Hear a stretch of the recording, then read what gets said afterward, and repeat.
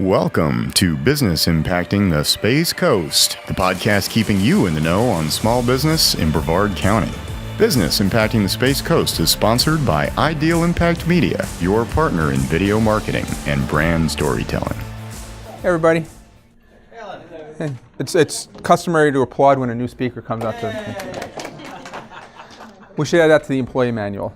Yeah. So thank you. A quick shout out to Viera means business. So when we did our little roundtable, we were talking about things that have influenced us. That was actually a really great influencer for me. When I first started my business, I remember flipping through the Viera Voice, and I knew I needed to get out and do something, and I saw the Viera means business. It's a little blurb they put, it's about a half page or so in the Viera Voice every month, and I said, okay, I'll check this out. It happened to be the following week. It's free. Well, we pay for it, but it's free to the public. And it was just a really great opportunity. There were like 80 people there, a good number of realtors because it was at a new home out in Viera. But you hear a ton of stuff that's going on in the Suntree Viera place, location. You get to network. Everybody says at least a 10 to 15 second blurb on who they are and what they do. And it's just a really fabulous opportunity. If you haven't been, I can't speak highly enough of it. It's just a really good opportunity to meet folks. And I've met folks from there that I've gone into other networking. So as I get started, I want to do also a quick shout out to Desiree and Blake in the Paper Clinic. Thanks for hosting this. To Trevor and Austin, Ideal Impact, thank you for recording today. I think that's really great. You guys do a great job with that. So I've got an hour. I went way over last time, and I'm sorry for that. So I'll try to stick closer to time. So today I'm going to focus on hiring and retention. And you'll see a slide I have in here that there's 10 steps. I say 10 steps. You could probably break it down to more than that on the whole front-end hiring process. We're not going to be able to talk about all of them, obviously, because we want to get into some rich content on what you can think about as a small business owner for hiring and as a small business owner for retention. I'm going to add some flavor and things I've learned over my years, but also some stuff I've pulled out from other credible resources, like there's a McKinsey study I'll quote in there for you, workplace information and data. So let me go right to the agenda. What we're going to talk about today, I'm going to start with a little bit of an overview on who I am, what I do, and some of what I'm framing this up to be. We're going to talk about two topics, hiring and retention. I try to keep everything to 3 or 4. And if you all didn't know this, phone numbers have 10 digits if you include the area codes, but they're broken down into groups of 3 and 4 because the human mind is trained from when we were first created on this planet to think in groups of 3s and 4s.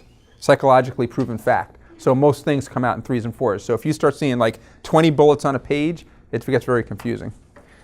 Okay, that's not why we're here. And then I also want to give you my objectives today. I want education, personal growth, and networking, right? Let's talk. Jump in anytime with questions. I have a time at the end that hopefully we'll have time.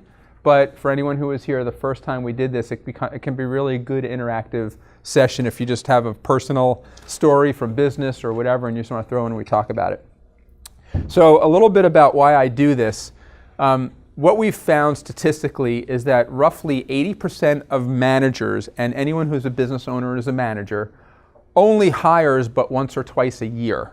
That's not very often. Now some of you do more, right, especially in growth areas, but even in big companies where you might see thousands and thousands of hires, individual managers don't do this for a living. They manage, they run businesses. Even you, as you build your business, part of what you do, and I have a slide on this also, you've been doing what you get so involved in building your business that the hiring process, you kind of think, I'm just going to run that, right? I'll meet some people, I'll talk to them, but it's not as simple. And anyone who's been trying to hire and retain people, you know how that can be. So we'll talk a little bit more about that. One quick thing I wanted to throw out there, I put it in red. We all hear how competitive this job market is, right? So who can tell me what the current unemployment rate is in, let's say, the country? Take a guess. What's the last number that you might have heard? Good. 3.7 as of today. Very good. Florida is right in the middle. We're ranked, I think, 23rd or 24th as a state as far as unemployment. But let me tell you what that means. There's also a group that's called discouraged workers. So if you think about people you know, or even you don't know, but if you can imagine somebody who should be in, let's say, an office job, but can't find an office job, so they're working at Dunkin' Donuts. Not that that's wrong, but it's not the job you want. And so you're still looking for work. You have your resume out, you're trying to find a job. You're a discouraged worker. And that doesn't count in the unemployment rate. By one statistic by the Department of Labor, we're actually at a 12% unemployment rate when you consider everyone who's not actually in the job they should be in. So when I talk to people looking for work, and they say, why can't I find a job? And you wonder about the low unemployment rate, companies aren't just hiring just anyone. I mean, sometimes it's hard to find people, but it's also hard for people to find jobs. So we'll talk a little bit about that too. HR Office Savers was started in January of 2018. That's my company, and we have 4 areas of focus. We do consulting where we work with individual companies on staffing processes, retention, employee engagement. We'll cover some of that today. We also have a direct placement department where I can work with a company on what's called headhunting, if you've heard that term. That's where we go out and actually recruit people from other companies that are happy, supposedly happy there, and bring them over to your firm. That's more for bigger companies that use that. I've got a virtual HR business partner approach where I can be your HR person from month by month.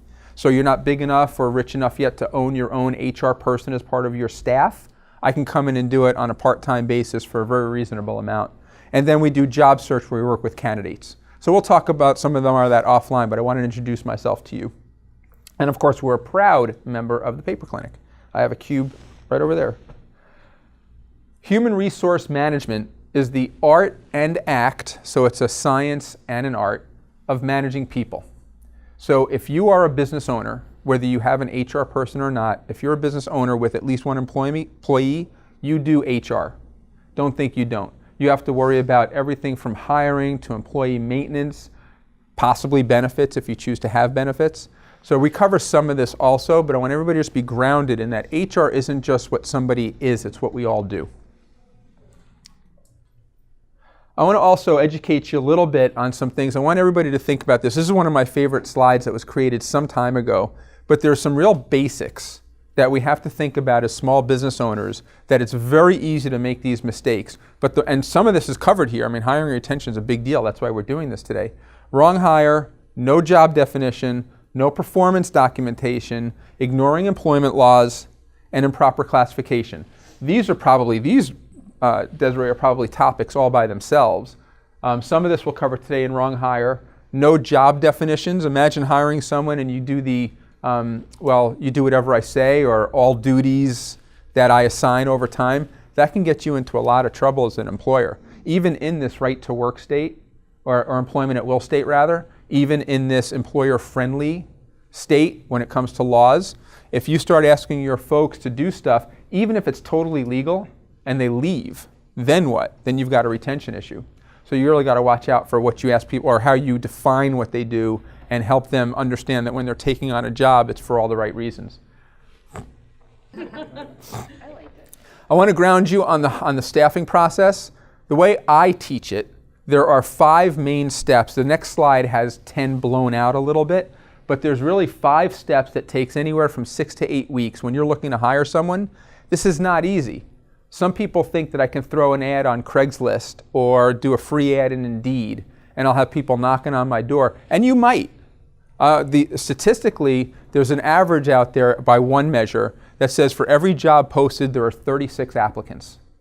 Pretty good, right? I can choose from 36. Well, half of those 36 are what you would consider not qualified. So how would you define a qualification, right? So maybe a high school diploma is a qualification. So you'll have, and I'll cover this later, but you'll have 3 to 5 basic qualifications. At least half of those 36 don't have those basic qualifications. The other half of the half, so now you're down to 25%, which is half of the good half, aren't really interested in your job anyway. They're either applying because unemployment says they have to apply to a job, or they didn't know your company well enough, or they didn't know what the job was, or they wanted X benefit and you offer A, B, C, Y, Z benefit and you don't have X. So these are things that you're never going to hire that person. That really reduces your pool to 8 people, 7 people, maybe. And then you got to go through, but you're still spending all that time through the 36 to get to your magic 7, which then based on your conversation becomes a magic 3 or 4. That's the stats. So how do you deal with that? How do you get ready for it? How do you post a job that's more compelling? How do you interview better so that the 3 or 4 that you bring in, that you actually interview, you're able to select the right person that you hope will stay? We'll cover some of that. I want to talk about a job description. I touched on it before, and I won't spend a ton of time because I really want to get into the meat of this, which is interviewing and then retention and employee engagement. Job descriptions, it's really easy to put a long list of bullets on what the job is and call that a job description. I want you to think about taking the 2 to 4 top things you need someone to have to be qualified. So whatever that might be, right? If I'm going to hire someone to be an HR consultant, number 1, I need them to have at least 3 years of HR, real HR corporate experience. I'm probably going to want them to have a college degree because that also means that they've been involved in some classes at school that help them understand a little bit more about business and about business management and about personal interaction. And I'm going to add something in there about clear communication and thought process, which is probably going to be around written communication and ability to articulate a thought. If you don't have that, I'm not going to be able to hire you. I can't put you to work. I can't have you meet my people. Then you're going to have additional qualifications. Well, I need you to be I can't discriminate on, yes I can. I can say I want you to be 5 feet tall. I want you to be able to stand on your head and spit nickels. Stupid, right? But additional qualifications are the things that you might not normally need, but would be really good to have. So in my world, I'd love for you to have a certification in human resources, or maybe a master's degree or something. You all have that individually, and we can draw that out. I mean, if we'd work together, I'd ask you these questions, I'd interview you as a business owner, we'd pull this stuff out, and we'd build this. This really doesn't take that long if you're thoughtful about it, but just be careful about using a shotgun approach and putting a whole bunch of things on a piece of paper and saying, this is my job description. There's no value proposition. Why is somebody going to come work for you and nobody else? And if they do work for you, you got to think, well, why, right? I mean, why are they staying? And so we go through that. Anybody have a question or something you want to talk about? I have a question. Yes, ma'am. So I keep getting these people that are applying for a personal training position, and I list in there they need to be certified. There's nothing on their resume. Do I just throw it in the trash, or do I recommend I pursue them and say, do you have a certification? Do I waste my time? So that becomes very personal, and I'll answer your question in a more general way, and then I'll come specific. So first we look at how hard is it to find people, or what's your urgency for hiring, which is right now rhetorical, but I'll ask you that. I'll get deeper in a second. So let's say you've already got a full staff and you want a backup. Or let's say you know somebody's leaving soon and you want to be ready. And let's say you have time to hire somebody really good and put them through a certification or a licensure or something. You got to be subjective about it. If your requirement, though, if your basic baseline, one of the basic qualifications is you have to have a certification, and somebody doesn't add that to their resume, you've got to assume that they don't have it. What I would do is when you go through, I was telling you about those 36 people that apply to a job. Well, you're going to have a stack of resumes, and the half, roughly, that aren't qualified at all, you're going to put in a stack. You're not going to throw them away, right? You're going to put them in a stack. Then you're going to take those other half that look good, and those are the ones you're going to call first. When you go through that first half, this is a strategy you can use when you're hiring. When you go through that first half, if you still haven't found the right candidate, you go back to the other half. And you go through those first 36. If you think about the logic, they've already expressed an interest in working for your company. So part of the work is already done. There's still a value proposition. You still have to sell them on what you want them to do, but they've at least expressed an interest. Believe me when I tell you that when it comes to recruiting and staffing, getting someone to be interested in a job is harder than you think. We get all excited about our own companies and how great we are and how great people tell us we are. Why don't you want to rent an office at the paper clinic? We're great. We've got meetings monthly. I mean, we know how great we are because we're here, but somebody on the outside doesn't. So what's our value proposition? How do we get them interested? It's not just a list of bullets about all the benefits of being here. It's what they get with other people and how we get references, and it's building up the location and other things that might be important to folks. That's where you got to think about. So is there more to that? Or is that what you were thinking? Yeah. Yeah. And so it becomes subjective. I have a question. Yes, ma'am. Because for business, some things you have to hold on to longer. If you interview that person and you decide they're not a good candidate, is there a specific long time that you have to hold on to those applicants? Yeah, there's, Qualifications? well, it's depending on the size of the company and what you do, there are minimum requirements that the Department of Labor puts out for holding on to paperwork, depending on, again, your size because of discrimination claims and other proof. If you're a government contractor, I think it's 50 people. If you're not a government contractor, it might be 100. I'll have to look it up specifically for your business. But that's an important piece to know is your size of company. You've got to hold on to certain documents in case you're asked about them. Not everything you have to proactively submit, but some things you have to hold on to. There's a list. I can point you to the Department of Labor site that'll help you frame that up. I'm going to touch on an area that I have found extremely helpful for me. That's called behavioral interviewing. There's a concept that past performance is the best indicator of future performance. That's where behavioral interviewing comes in. You talk about an actual thing, whatever that is, and we'll define that momentarily, that you've done in your past as a candidate that would be expressly and directly relevant to what I need you to do here. So if we pick on personal trainers for a moment, and we know that some of our customers can be challenging, right? They're not in good shape, but they think they're in better shape than they really are. And part of your job as a personal trainer is to have that level of grace and understanding. You might ask in a behavior, and this is a quick example, you might ask in a behavioral interview, give me an example of a time where you were working with a customer that thought they knew an answer, but they were wrong. Has there ever been a time where your customer was mistaken about their capabilities and you had data to prove that they were wrong? It gets somebody thinking about it, gets you thinking about, and gets them thinking about, and you guys start talking about it. Because what you'll find from that is it's not just how they answer the question, it's the conversation. Are they thoughtful in their approach? Are they someone that has, like, do they get frustrated with the question? What kind of question is that? Or, I don't know, I've never had to deal with that. That's not a thoughtful response. Right? A thoughtful response is a question, it's a good dialogue. So what we do is we draw out what's important, going back to those basic qualifications, but then the additional qualifications that you may not get from a resume. You wouldn't know that from reading a resume.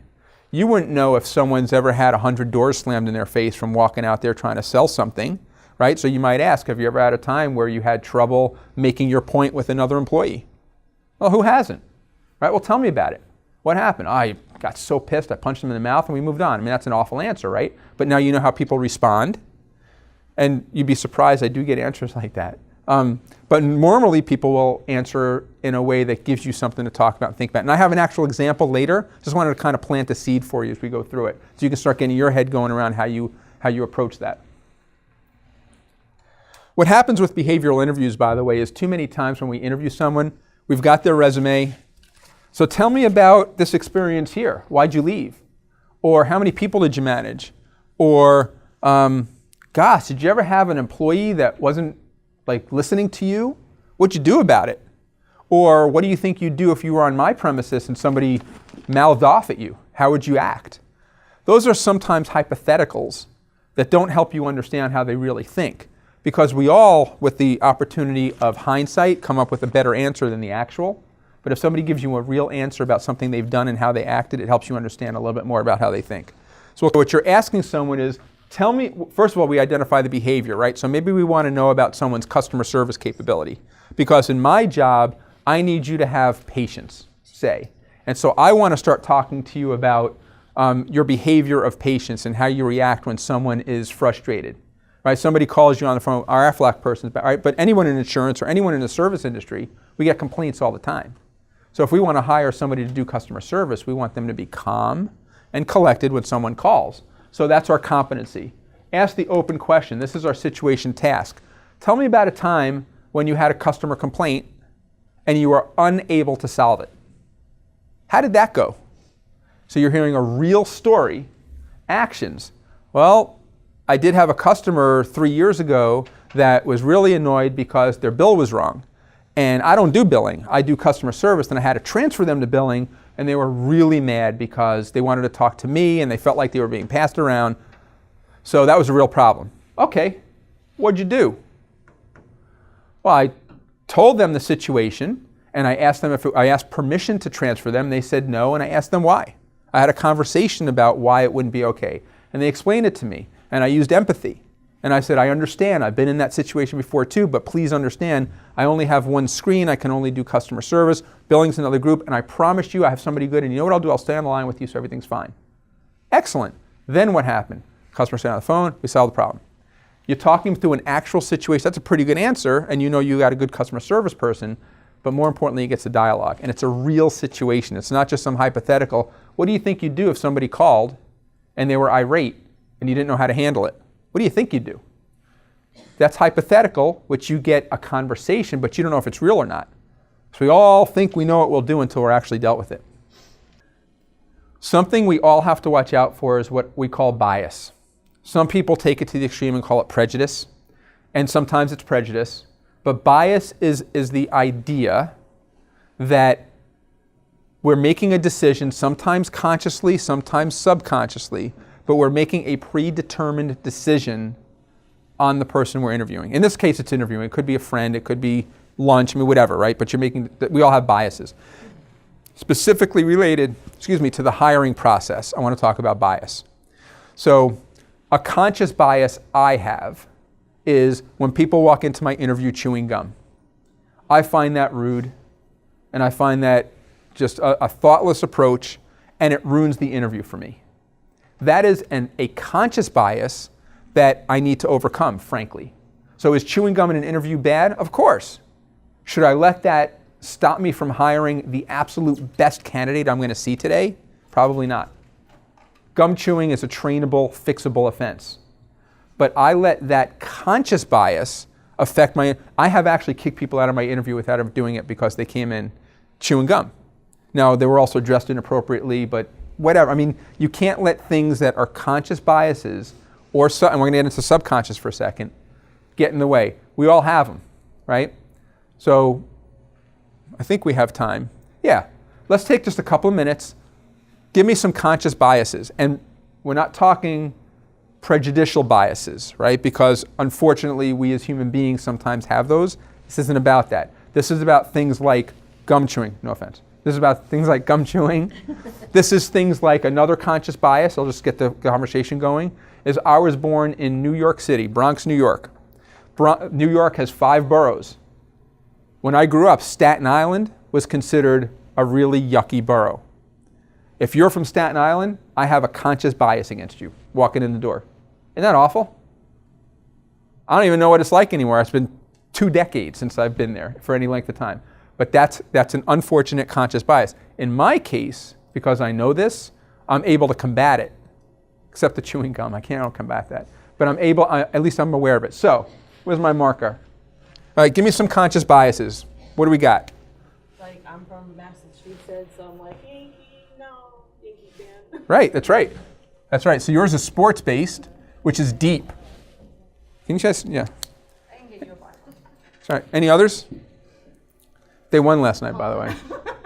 They killed us. We call it the mirror effect, where we had hiring managers hire the person who looks just like them, acts just like them. I call it the mirror effect. Mirror. Now that's leaning towards subconscious bias or unconscious. That's okay, because sometimes it's conscious. Sometimes it's, I'm looking for a 30 to 40-year-old, let's say, Asian female, because I know my internal Department of Labor metrics are off. And I hope you guys understand this is a real human resource conversation. In a big company, we talk like this because we need to build our capabilities. Now, the reality is we can never discriminate against any race, color, gender, nationality, nothing, and we never would. You're always hiring the best candidate. Always. Let's lay that out. We're always hiring the best person. But the bias that we're talking about, conscious or subconscious, comes in knowing that, hey, I just got hit on my affirmative action plan, and I know because the Department of Labor, let's not even pick on race, let's pick on military. That's even better. There's a minimum number of military that a bigger company has to have employed in order to be passing the Department of Labor test. So if I don't have enough, or if I have enough or don't have enough, I create my own bias about, ooh, that resume, this person was in the Army 30 years ago, I'm going to look at that person, or whatever it might be. But the mirror image is a big one. That's important. Yep. What else? Any others you want to throw out there? What about being late? Like someone who shows up at your interview. Conscious bias. That's exactly right. You want me to use this? All right. Ooh, that's better. Sports, mirror, right? Late gum. You get the idea, right? Let's touch on the mirror for a second because that's a good subconscious or unconscious bias. What else do we have? We can talk about your Massachusetts, New York thing. Tattoos. That's a really good one, right? Right? That's right. That could be both conscious or subconscious, right? Especially, so let's say, I thought I saw like horns on your arm, right, before? Yeah, I got a guy here with the thing going through his palm, and then I got the devil. Right. All right, there you go. So let's say, you know how, well, some people have guys might have a naked lady on their arm, right, or something, or, right? All right, you have one too? All right. No, but that can become a bias. Just because, what's your name again? I forget your name. Eric. Eric has tattoos. Does that make him a bad employee? No. Of course not. He might be, but we don't know that. He might be the best employee we ever had. But our bias against tattoos, against specific tattoos, against somebody's height, conscious or subconscious, creates a bias against whether or not we think Eric will be a good candidate. And it may not even be expressed overtly. I may not care about tattoos as a company, but as an individual, I don't agree. So Eric comes in with his tattoos.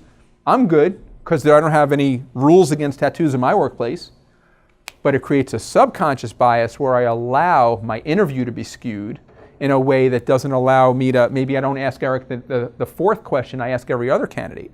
Or maybe I don't even ask Eric about vacation time and I ask everybody else about vacation, right? There's those kinds of biases that get created also. So Eric wouldn't be hired because he's got gum and tattoos. I think it goes both ways too. I know when I was managing medical offices, somehow I ended up with a staff that all had nose rings. Okay. So I had a bias that I had a nose ring in college, and I thought that. So your bias was good. Yeah, I liked nose rings. I didn't think Right. they were unprofessional. That's right. And I'm glad you said that, Desiree, because biases aren't necessarily all bad. We use examples of negativity around bias, but bias can be positive. Bias. Your job's a little bit different because you need people that are fit probably to work in your place, right? But just because you're not visually fit doesn't mean you're not actually fit. So there, what? So, well, there might be a bias. We talked last time about size. I think Blake was asking about security, right? I'd walk into your interview as a security guy and you might think, he better have been training with the Mossad because he doesn't look like he can do security, right? And I get that. But then you got Eric walks in, you're like, okay, there's my security guy. Visual bias, right? So we have to watch out for that. Okay, let's move on. I'm going to cover retention. I didn't mean to create a job opportunity here, by the way. I was just even better. All right, we're going to kind of ground ourselves in employee turnover. Turnover is disruptive. It's costly. It's time consuming. I have other slides in here that talk about how much money we're losing. There's pressure on the bottom lines. What really frustrates me about attrition or turnover, because there's all kinds of words used, right, between whether we call it retaining people or attriting or turnover, is it's not just the obvious, and I have a slide in here on this too, but it's not just the obvious about the time it takes or the cost it takes. Think about that domino effect, right? You lost somebody, who's going to do that work? Do you let the work go? Do you do the work? Are you now moving from 60 hours to 75 hours? Right? What about the other people that are employed by you or that you're contracting with?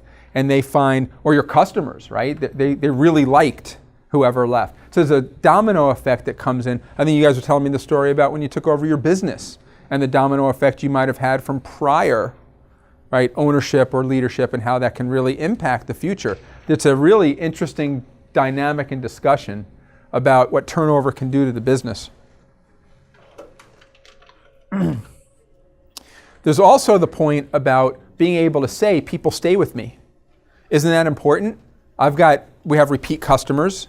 So if we forget about the attrition part, the exiting part, we think about keeping people, we think about the repeat customers you have, the referral process, the growth all that stuff is lost if you lose your person. You don't even know the potential of that.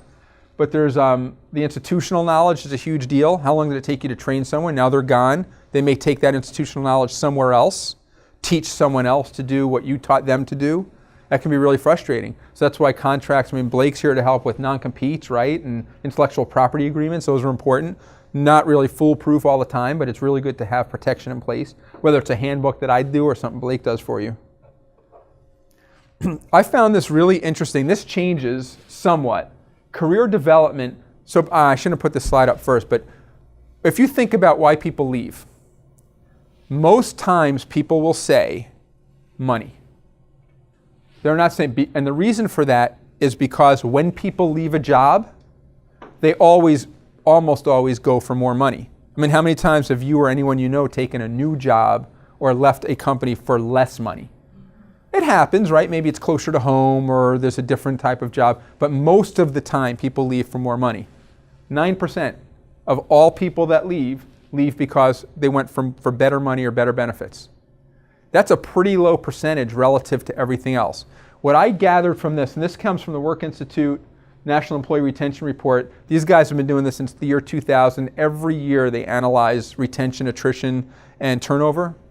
The number one reason, I think it was 8 years in a row. Yeah, 8 years in a row. Career development. So before you start thinking, I'm a small business. I've got 4 people on my staff. What do I have for career development? What don't you have? Teach them a little bit more about your business. You have to be careful because it's your business, right? You don't want to give all your trade secrets. But you have to think about, if you want to retain someone, this is what you think about. Career development, work-life balance, we're going to cover that in a minute. Manager behavior. I will tell you anecdotally, manager behavior inside a company is talked about more than anything else. That's right. People will say, I hate my manager and I'm making more money. I wouldn't even have thought about it if you had given me that promotion, if you had thought about me. It's not about the direct manager, it's about the organizational structure. It's about the culture. It's about what you're doing as a business owner or as an employee to be a part of this process. Personal reasons, the way I view this chart, by the way, I say 91% of turnover is at least at some point avoidable. You can't do anything about personal reasons. Somebody has a new kid, they got a disease, they're moving out of town. Stuff happens, right, that you can't control, but the other 9 out of 10 you can control, at least to some level. Control your controllables. Give your top performers something to think about for a career. Give them a carrot. Give them something. Give them a little bit of balance. I've got a slide in here that jokes about, so I'll ask the group, what do you guys think about work-life balance? What's the first thing you think about when you hear the term work-life balance? Don't bring work home. Okay, good. What else? How else is work-life balance presented? Thing with your phone. That's right. Hours. That's right, all that stuff, right? So you think about like, I'm working too many hours, right? I'm not spending time with my kids. Maybe if I worked from home more, it'd be better. All these things are part of work-life balance, but there is no one thing. It's not like a one-size-fits-all, right? Every human being is different. We all think differently. I'm not going to have time to do it, but I had a slide in here about Maslow's hierarchical needs stuff. It's a little bit deeper than we probably want to get into today.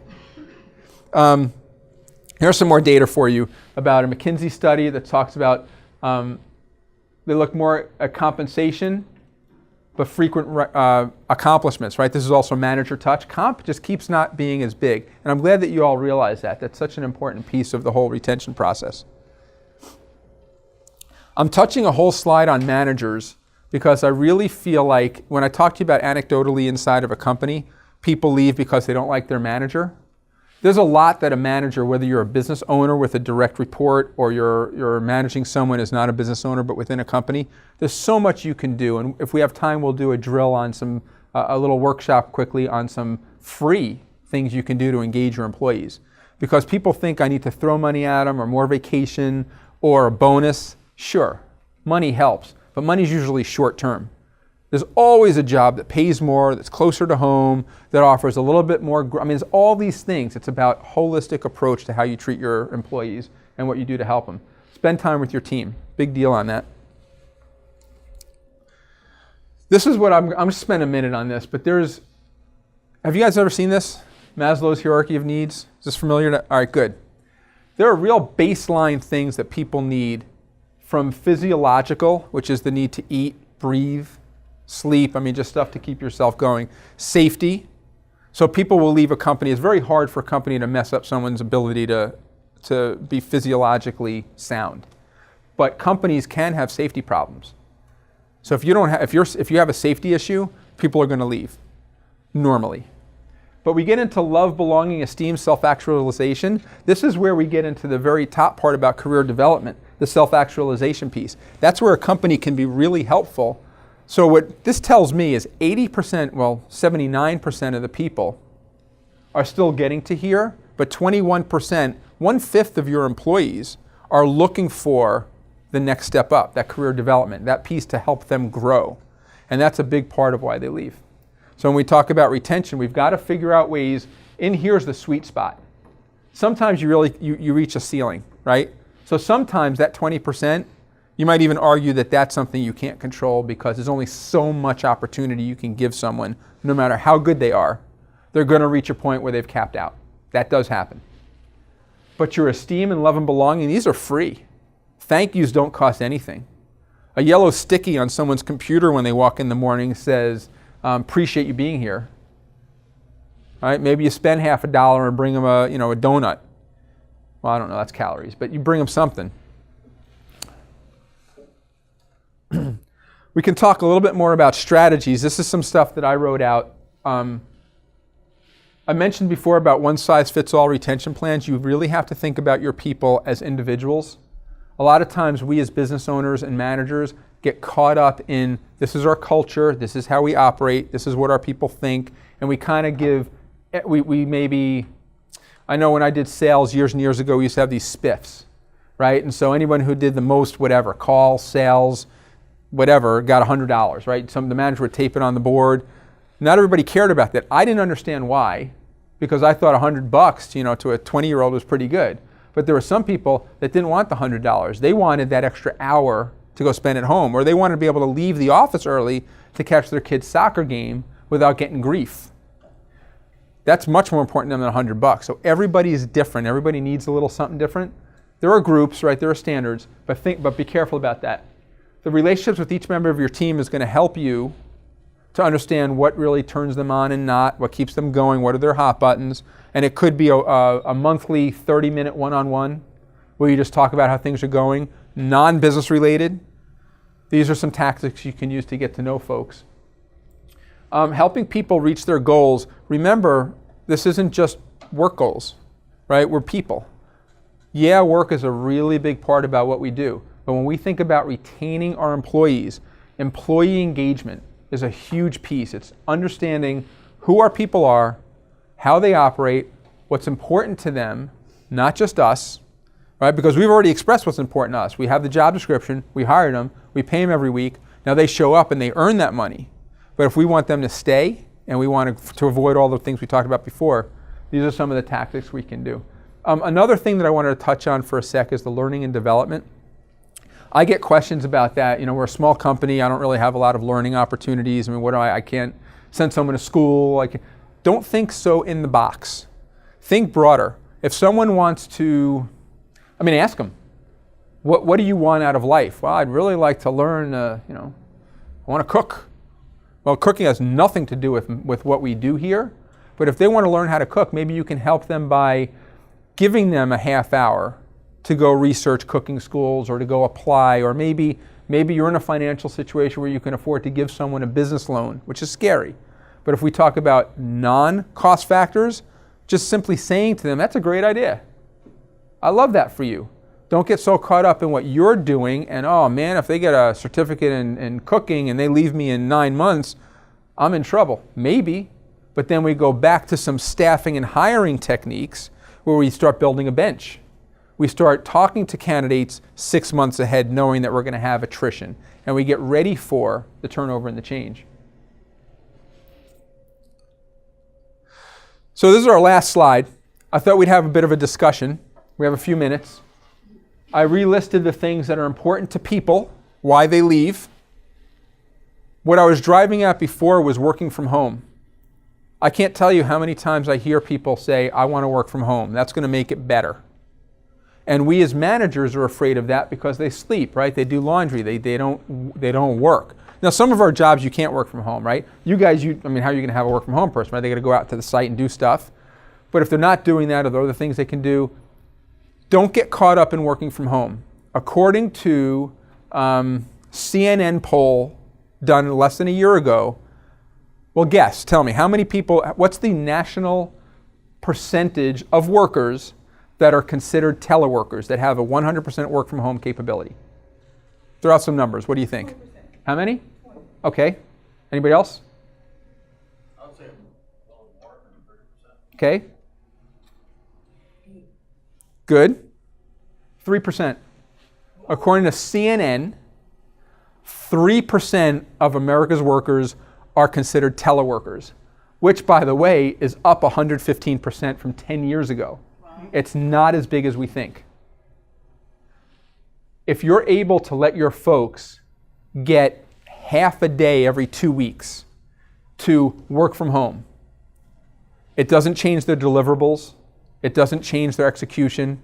It just allows them to have that flexibility to maybe take a call while they're at soccer with their kids.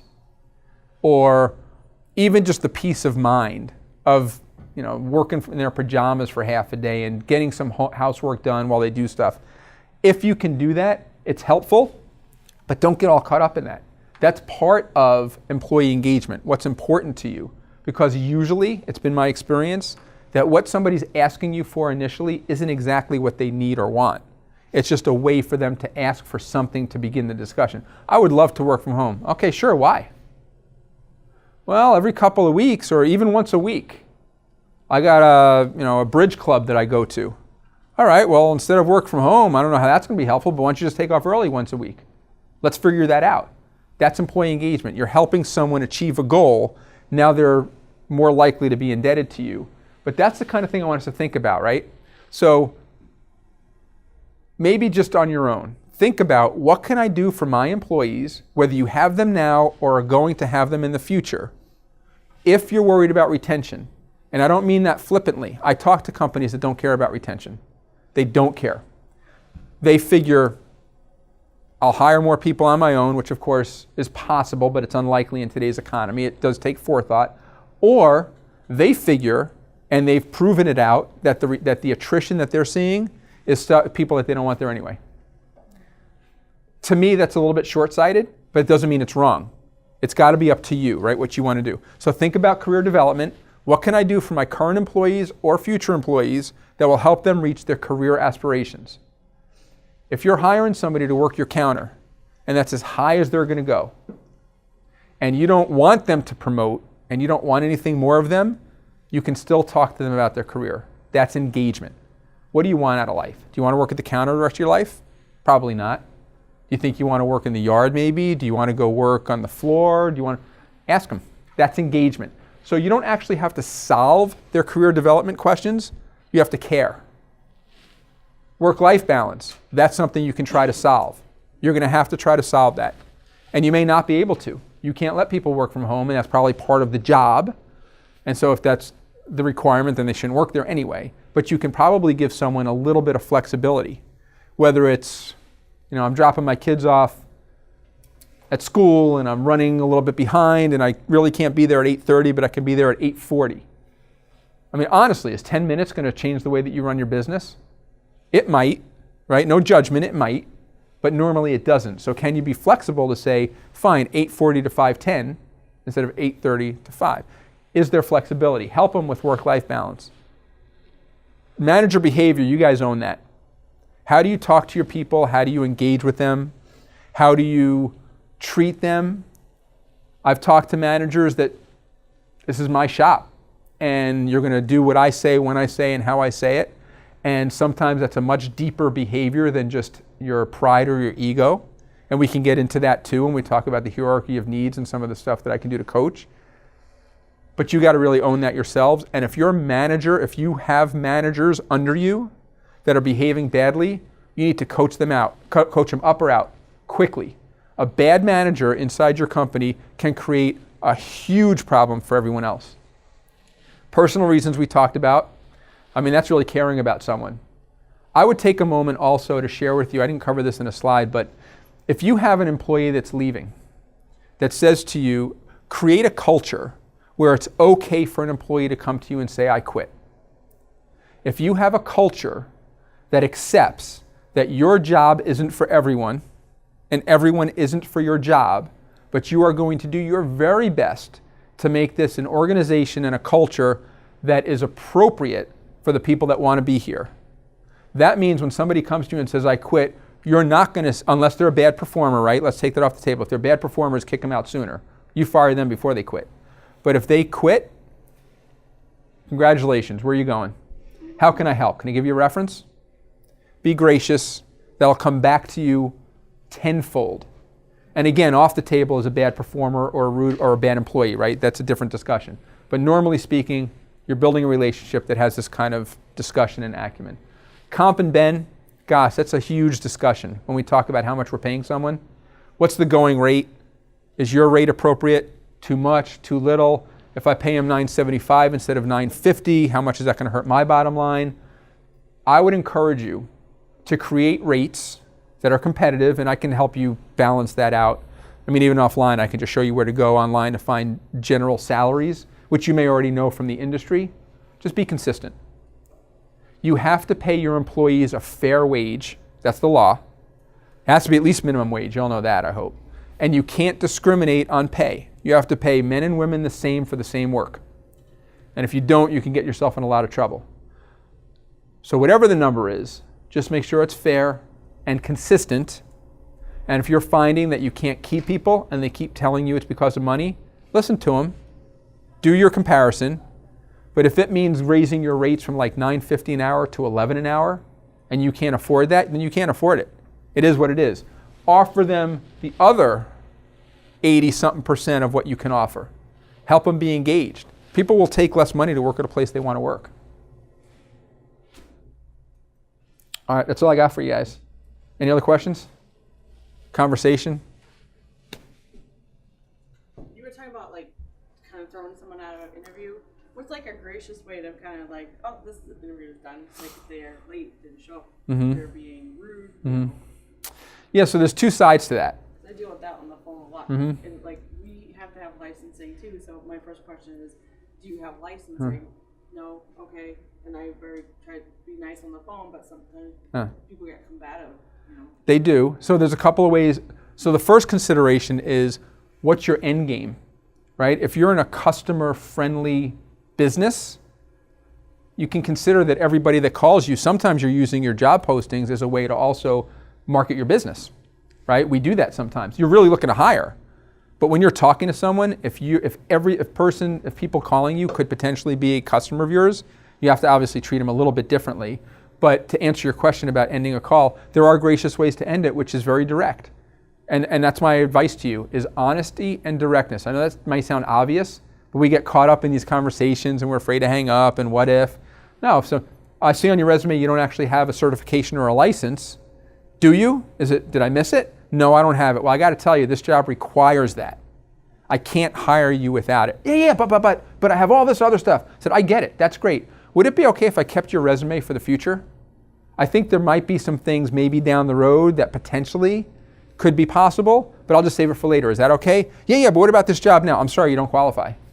But look, I'm sorry you don't qualify. Hey, there's another call. Can I call you back? I mean, you have to end the call.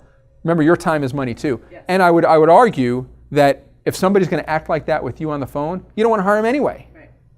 So there's opportunity to end the call. If you're already doing that, it's really just a matter of being more firm with it. I mean, there's not many other things you can do other than literally hanging up on someone, which can create, and then they call back. Yeah. Also, what else you can do is after that phone call, send them a quick email. Have they applied directly? Or if they've applied directly, like through your posting to your email, however you got their resume, assuming it's online or through email, you can send them a quick note saying, thanks for the conversation. As discussed, you're not certified. I can't hire you. Good luck. Yeah. The thing you guys got to worry about also is social media, right? People take pictures of that stuff. They post it. Less is more. There's no law that says that you have to tell someone why you didn't hire them. There's no law that says you have to tell someone why you didn't interview them. They can still come after you for some perceived discrimination or some kind of perceived issue. But the magic is really honesty and straightforward approach of, you're not qualified, thank you. And then the people that not everybody does, right? But people are desperate. I've had people grab me, literally, in an interview. I've looked people in the eye and said, I'm sorry, I can't hire you. You have to hire me. Wow. What are you going to do? right? Yeah. I've got some yucky stories. I had one guy get punched. They had a fight in my office next to them. It was really awful. Like, what do you mean I'm not qualified? Oh yeah, we had to call security. It was awful. It's terrible. I mean, stuff like that happens. It's not often, right? It happens very far and few between. Like, not every person that you say no to is going to be a jerk on the phone, right? But it happens enough that it's like, how do I deal with it? And yeah, be straightforward. The question about managers or supervisors, even business owners, hiring or not hiring somebody they may feel threatened by, may eventually become their competition. Yep. They say A managers hire A employees, but B managers hire C and D employees. Have you ever addressed that? Have you ever kind of had to deal with those psychological issues of kind of? Yes. Yeah, I have. And so what Trevor's talking about here is when managers, well, the way I look at it, you're afraid to hire someone because they're going to take your job. And that goes a little bit back to the bias discussion we had, where there's an argument that you should always hire people that can do your job because you're never going to promote yourself unless you find somebody that can backfill you. That's legitimate in larger companies, but in these smaller companies where there's fewer people, it can be a concern. And it's hard to combat the argument to say, hire good people, let them do their job, and then everybody will be better off. That is generally true. But what we run into is this bias where I'm going to hire someone that's going to take over my job. The unfortunate truth is that can happen. I've seen it happen. And I would also argue that if you're a manager that's afraid to hire someone that could be as good or better than you, you shouldn't be that manager. You should not be in that position. You want to hire people that can do the job. And if someone is actually better than you, you have to have enough faith in your abilities and your capabilities to do the job. Usually that means also, Trevor, that they're overqualified for that job and they will probably get bored. You want to be careful about hiring someone that, you need 5 years of experience and they have 20. They're going to get bored. And if you can't engage them in 6 months, they're out the door. That's another problem with attrition and retention. Yeah, it's an issue. What we do a lot of times is we'll coach managers on understanding someone's real capabilities and giving them opportunities. These people that are better performers than you give them other things to work on that don't actually coincide with exactly what you're doing. Give them an opportunity. I have a question, and especially for small business owners, when we interview, typically it's always like friend's nephew in the pool or right. the neighbor kid. And with big companies, you kind of get to stand behind the impersonal nature of the position. But I'm sorry, you're not. Mm-hmm. Like, so how would you say like a business owner should kind of deal with that and kindly tell them you're not qualified or you're not the right fit? Right. So you're saying if a relative or even a close friend is interviewing for a position with you and they're not the right fit, what are some things you could say? Yeah, to PC not end up on right. Facebook getting blasted. Right, because you're inclined to hire them and find another job because you don't want to cause problems with the family or friendships.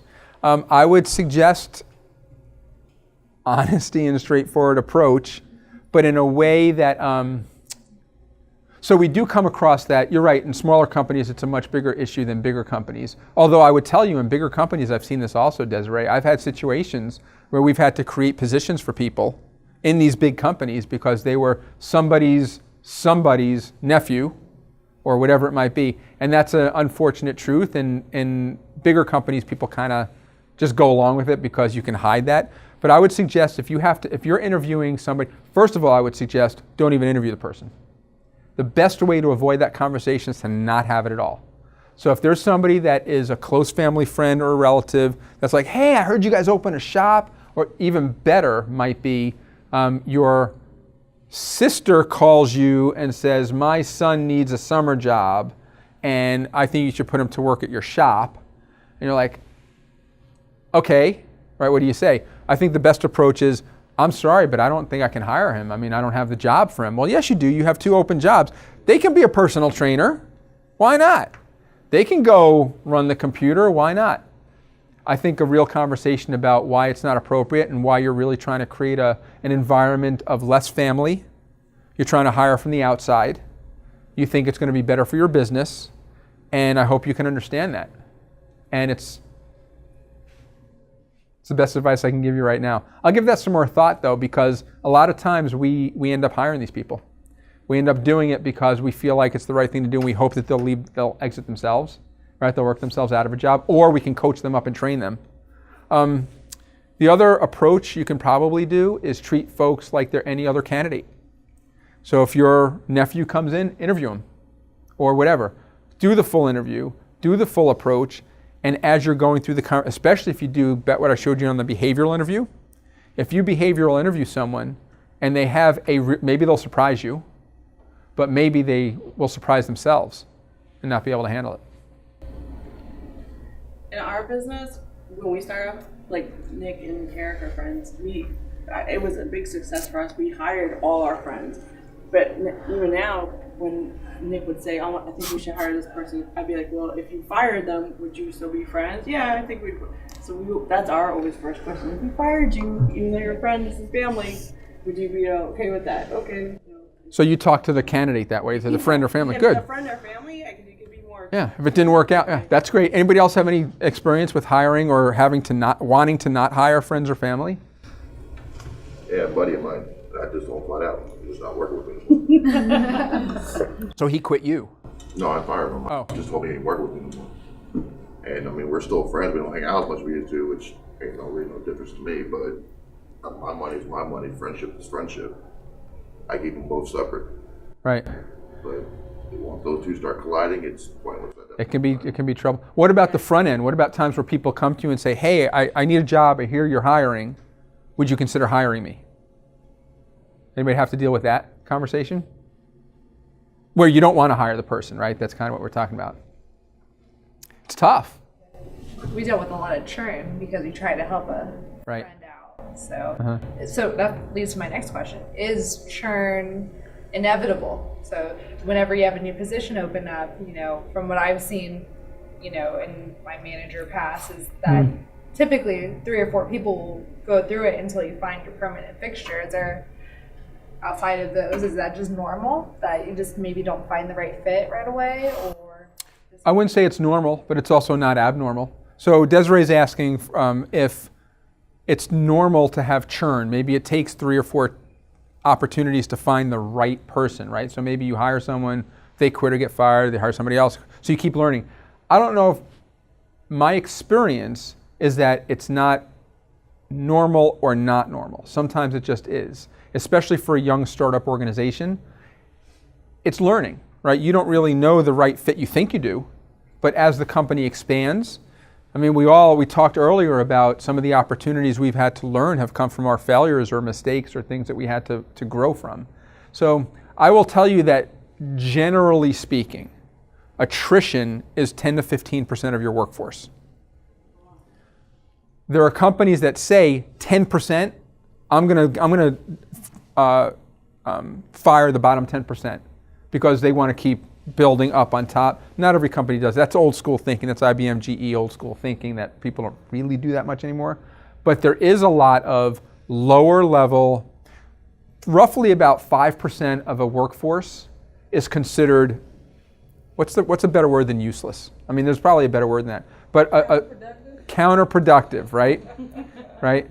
Well, it's we didn't get into this with employee engagement, which is kind of like this, but there are studies that say 20% of your employees are super engaged. They're going to row that boat. I'm sorry, I take it 25%. 25% of your employees are super engaged. They're going to row that boat for you like there's no tomorrow. 20% are super disengaged. They're not even touching the oars. They don't care.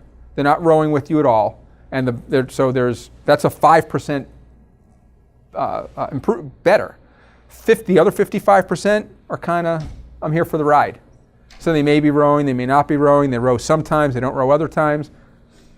At best, that's a 5% good. But you can imagine if a good number of those 55% turn bad, you're in trouble. So when we talk about churn and we talk about improving your company, not all attrition is bad. Sometimes it's good to lose someone. You learn something from it, you grow from it. But if you think about 10 to 15% standard attrition across the board, you got to think about hiring for that. You have to think about replacing people. If you're growing, so if you do the math, right, if you're going to hire 5 people this year, you really have to hire 6 or 7 because you have to cover your attrition. And then you probably want to hire 7 or 8 because you want to cover the people that you think are hired but don't, or that leave more soon that aren't really counted in attrition because they're not long-term employees. Sorry, you had a question? What do you think about using temp agencies and just rotate them out until you find somebody right? So I'm a fan of temporary agencies. I think that if you work with a good temp agency, they've done all the work ahead of time to interview, qualify, and work with you to understand your culture. And so they send someone on your premises, and that turns into either a longer-term full-time hire that's called a conversion. You've taken a temp hire and turned them into a full-time employee, or they every 3 to 6 months you turn over that employee. It depends on your job, right? Do you need someone with longevity? Is your goal to hire full-time long-term, or is your goal to continue to turn folks over so you can get fresh blood in to have new learning and new opportunity? That's why some churn isn't bad. But I think I'm a big fan of that. I think they do a lot of good work. But it depends on your approach, right? We all have different strategies for building a business. What are your thoughts? Because I've always believed that if an employee were to come up to you and ask for a raise, hypothetically, and you would give them the raise, that you should go ahead and do that today before they ever come to you and ask for it. That I'm a firm believer in taking care of your employees in that regard. And the same as if it's someone that you think that they would come to you and you say no, that you would let them go. What was the second part? They come to you? If they came to you and asked you for a raise and you would not give them a raise, that'd be someone to let go of. Yeah, I don't know that I'd have to process that through a little bit, but I mean, let me cover it generally. So the question is about, you want to be proactive with your employees, and you want to give them raises before they ask.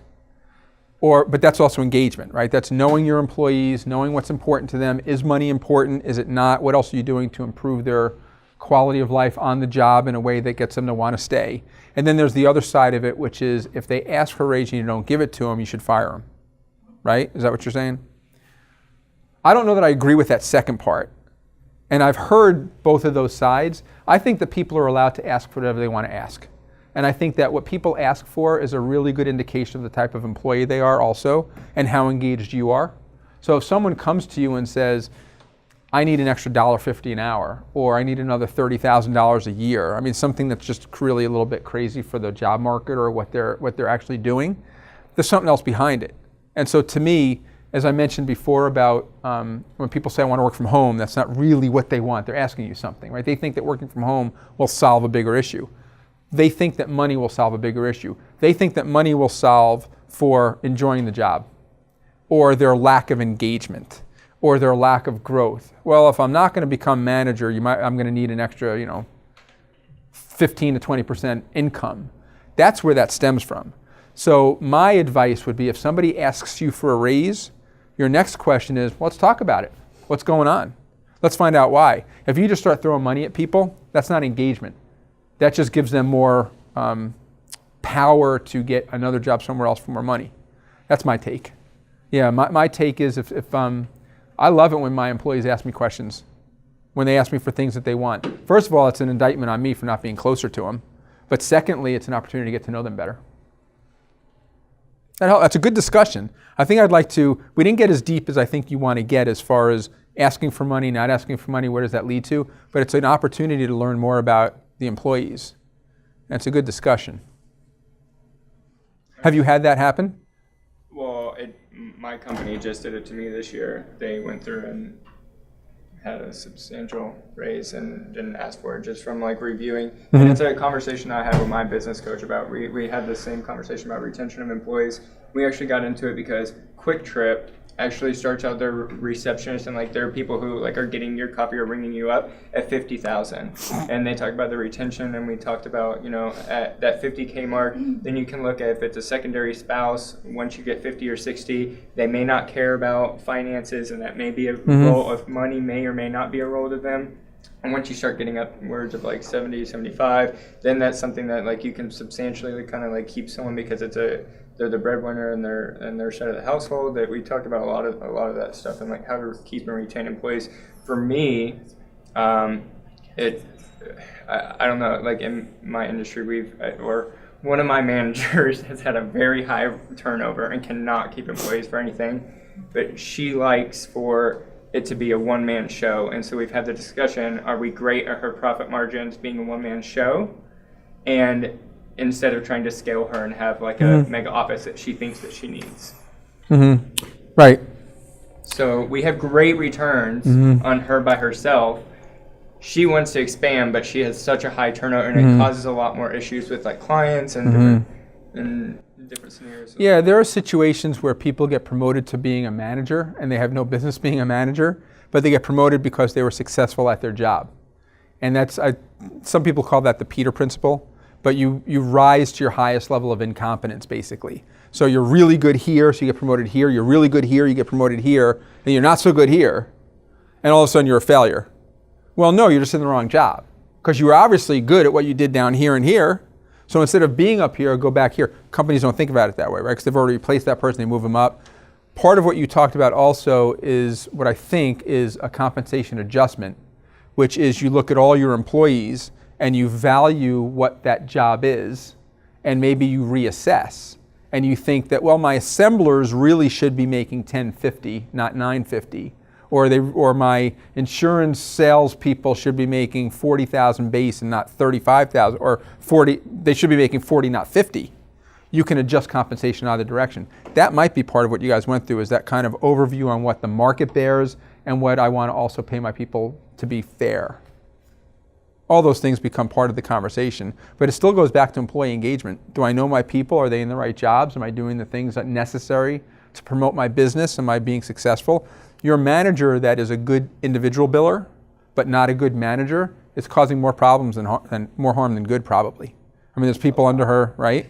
The people that the turnover is expensive, we covered that. And there's also bad reputation. Gosh, there are so many statistics. I mean, everybody has a different way to look at this, right? You've heard remember that old, Vidal Sassoon commercial? One person told two people, told two people, told two people. What happens in life, right? Now social media makes it so much worse or harder, right? It's crazy. Right? So, these 3 people that left just created roughly 15 to 30 other people that don't like the company. I mean, that's just how it is, right? Somebody leaves, they tell a bunch of people. And now those people are your friends, they don't like the company either. It's a shame. Yeah. We can talk separately too, learn more about it. What?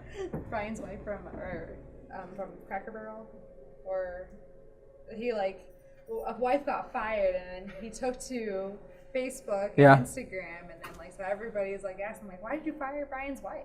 I remember that story. Yeah. The Cracker Barrel story, right? That's right. Yeah, it's awful. Right.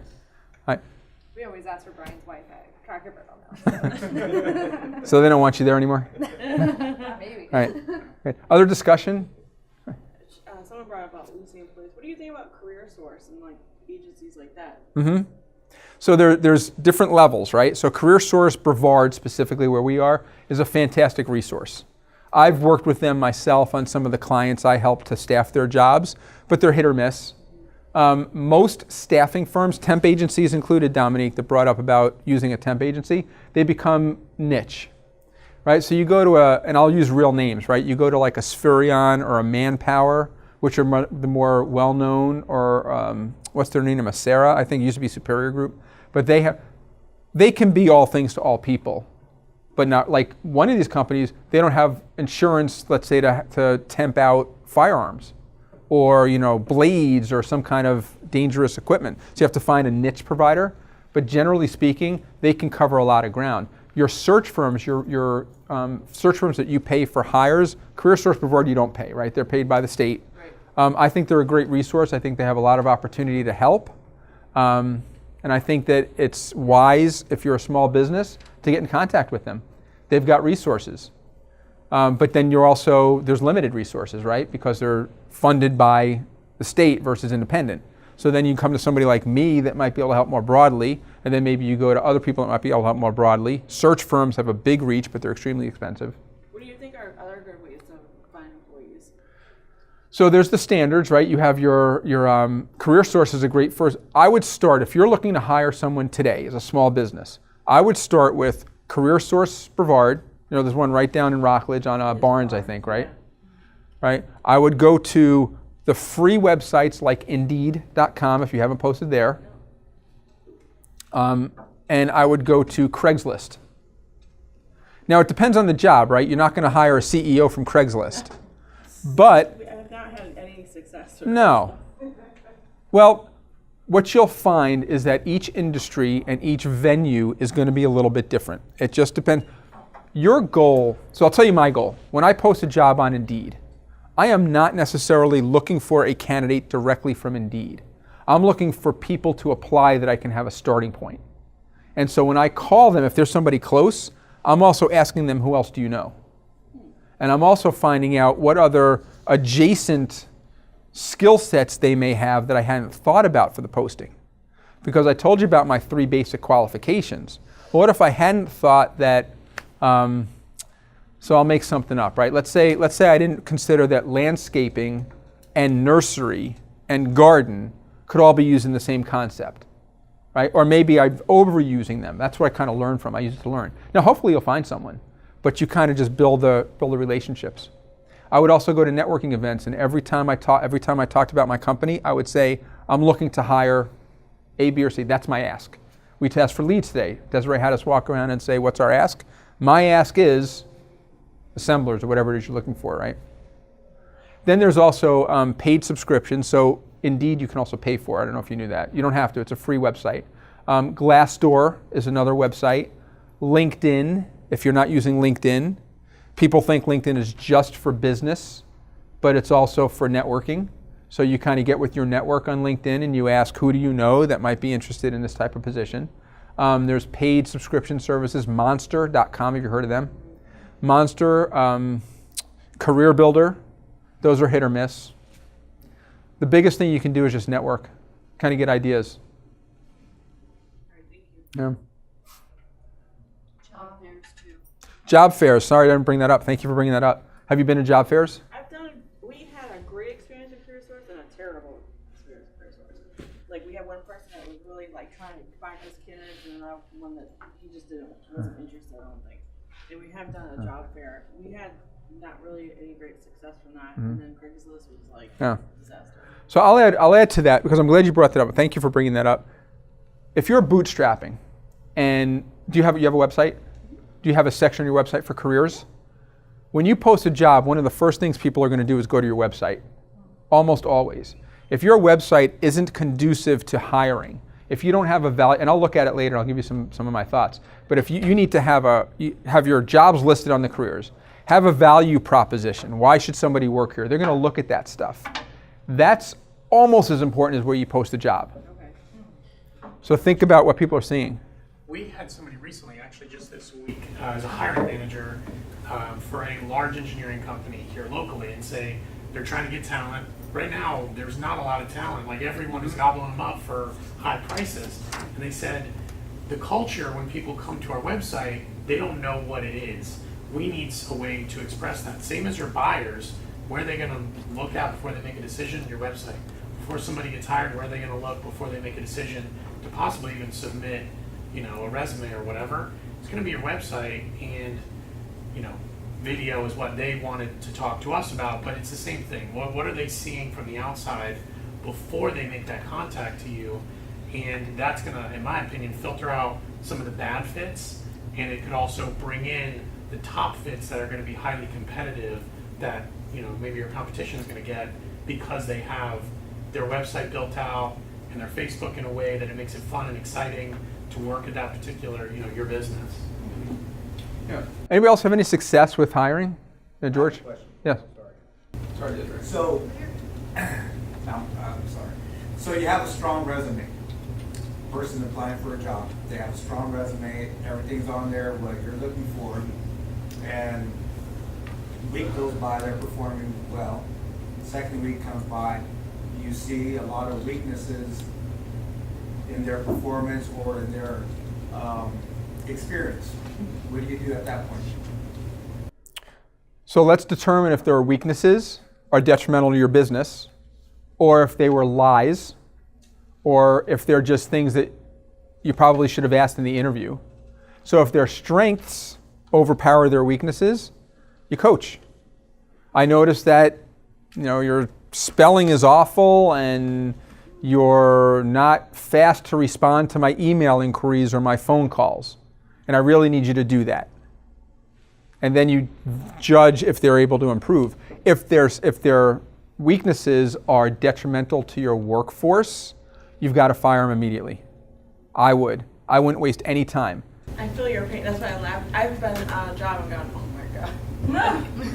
Like, person totally lied. Well, because that's so hard to do sometimes, because It is. You start creating that caring, and for that You like them. individual and Yeah. liking them, it's kind of hard to take the next step and let them go. It's I- hard to I not agree. hear your staff, because then if they have to carry their weight, I will tell you that letting go of someone that is not productive or not beneficial is a little bit light, but somebody that's hurting your workforce is far better than keeping that person and trying to make them better if you can't. Because the other people around you are going to see that. You're going to see it. One of the hardest things I ever had to do in my career was I had to coach somebody up that was uncoachable. And as much as I put together my performance management process, I was an employee in a company, and as much as I put together my performance appraisals and my recommendations, which was agreed to, we still had months to go through a process of termination. And my job as the manager, you can't just let someone not, because that's part of your job is to manage, and I had to do that person's work, I had to do my own work. I had to manage the rest of the staff that was mad that this person was still here, creating more work for them. This happens. This is real stuff. The sooner you are able to make the change, as hard as that's going to be, the more positive your workforce will be. I've sat with managers and helped them fire people. And it's hard. I've had managers ball. It's awful. It's hard to do. You never want to fire. Even when you need to, you don't want to fire. Even when it's the right thing to do, it's hard to do. If it ever gets easy, that's another discussion we should have about maybe you doing something else. Because it should be hard to let someone go, but it should also be the right thing. You can't let that personal pain get in the way of making the right decision. Huh. But it shouldn't be too easy.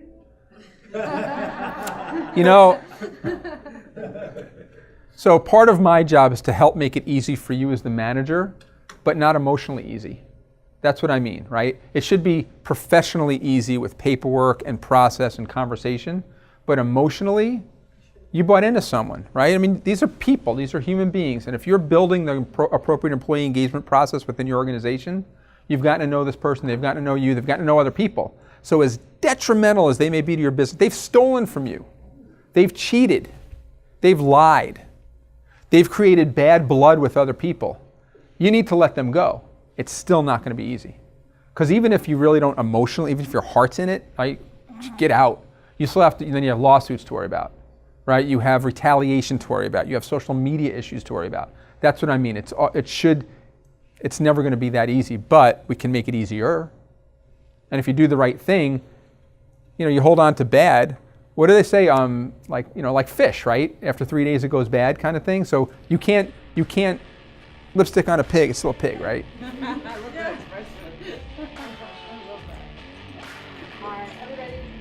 Thanks, everybody. Business impacting the Space Coast, where Brevard gets down to business. Sponsored by Ideal Impact Media, your partner in video marketing and brand storytelling.